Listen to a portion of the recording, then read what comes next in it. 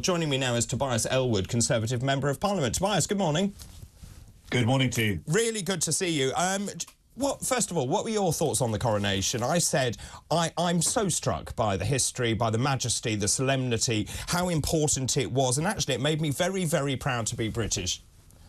Yeah, I couldn't agree with you more. I think it was a magical spectacle. It really was. The whole weekend, I think people will remember where they were, whether they're on the Mall or watching on from home with their family, as I was.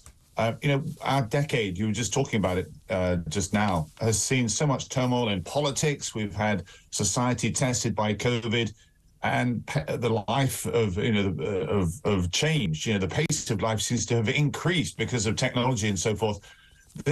Our monarchy offers us a sense of stability, if you like. It reminds us who we are as a nation. It binds us together, and I think it underlines the deep history that our monarchy plays. The entire ceremony itself was steeped in references and connections. I mean, 27 previous monarchs have been crowned on that state throne that was used. It really was, I think, quite moving, and I'm pleased to see us. We had a fantastic community picnic in our little village here, and that was happening up and down the country. And finally, just hats off to our military. I'm really pleased you mentioned them, actually. Obviously, you served in the military. I was also very struck by the dignity and the poise and just how brilliantly they executed their role.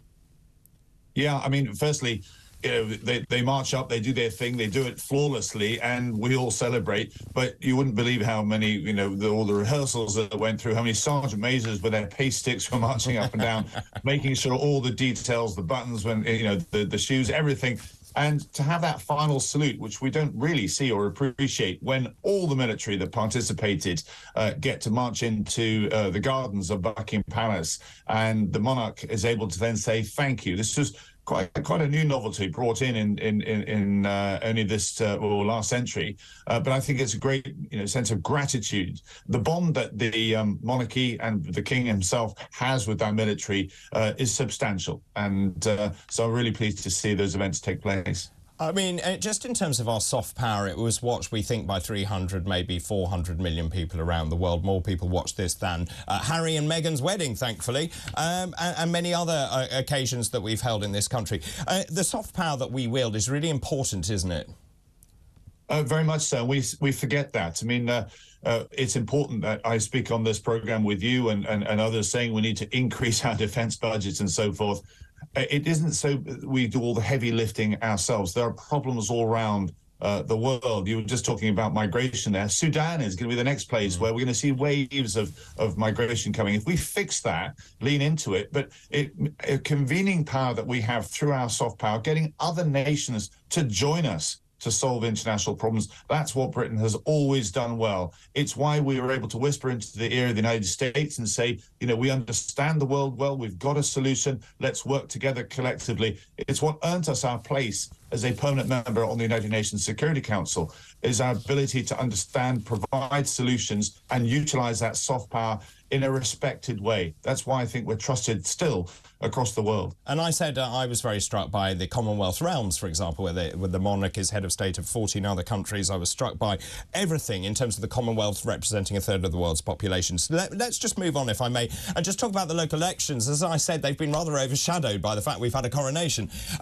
It was a pretty disastrous night for the Conservative Party. They had been briefing that if they lost less than 1,000 seats, it would be a good night. Well, they didn't. They lost 1,058, I believe. It wasn't a great night for Labour either. And on the back of that, of course, the Conservative Party was already at quite a low because they lost in 2019 something like 1,400 seats. So what lessons can the Conservative Party learn? Because I know you can't extrapolate these into a general, but clearly things have to change in the Conservative Party. What would your advice be to the party? Well, firstly, thoughts to all those former councillors who are feeling understandably very bruised right now. Many of them have worked for years as councillors, suddenly lost their seats, and they certainly may be looking for somebody to blame and looking perhaps for change. Now, leadership is about doing the analysis and understanding the detail, and then sometimes making difficult decisions, which may not necessarily be immediate change. There's sometimes a knee-jerk reaction to say, we're going to do this, we're going to do that because of that result. What was very, very clear down here in Bournemouth, I think it was reflected across the country, is the recent turmoil that we've been going through. I mentioned this with, when we were speaking about the monarchy, of the stability of the monarchy itself. The party went through some unprecedented bruising as a reputation last year, I'm afraid, and we hemorrhaged our trust with the British people. It clearly did not go unnoticed by the electorate itself, and to some degree we were punished. There were local issues as well, there's no doubt about that. But this idea that we can either just do the Liz Truss thing, which is just cut taxes in this way irresponsibly. Margaret Thatcher raised taxes when she came in. She then reduced taxes when she had, a good length of road to be able to do so. But the ill discipline that we had on Boris Johnson as well, that's not forgotten either. Right now, we have Rishi Sunak finally showing a sense of purpose, bringing a calm back to politics. And I'm not saying that it's all, free sailing towards the election. Far from it. But we are starting to rebuild that trust with the electorate. It's been seen in the national polls that you were just referring to. Pragmatism, diplomacy, and I'm afraid a stronger relationship, a more adult relationship with Europe as well.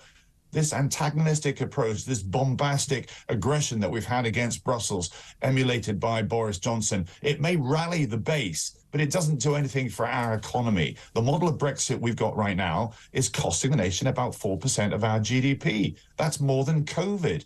So we need to have the strength to say the electorate voted to leave the European Union, but they didn't vote to be poorer because of departure. So we have some big questions to ask ourselves. We can't be just chasing Brexiteer votes in the next election. That's not going to work.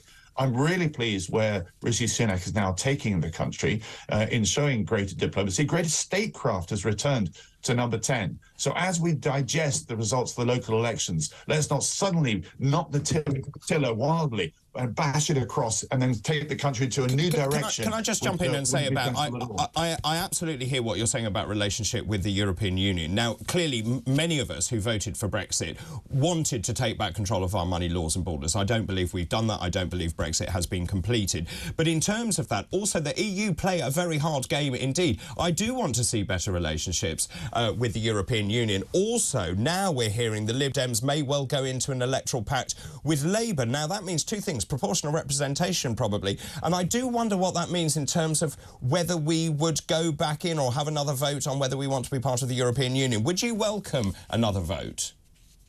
No, I don't think that's what the nation wants. And the point, though, is if we don't address Brexit and its problems now, then there will be more likelihood of that happening in the future. If we fix it more now, we remove Brexit as an issue.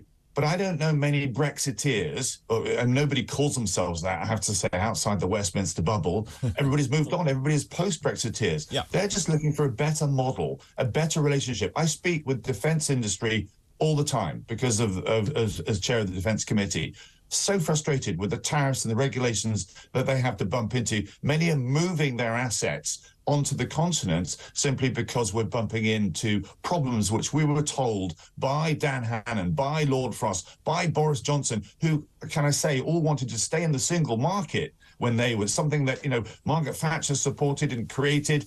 And this is exactly what we started to have the strength and the courage to address. How can we fix it enough now that it doesn't become an issue?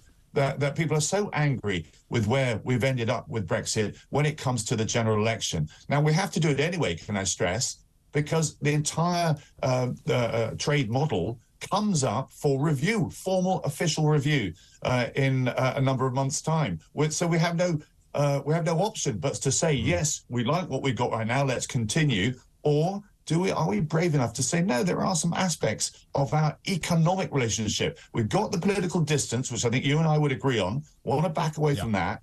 But economically, we could do so much better. Tobias, very good to talk to you. Thank you very much indeed for your salient thoughts there.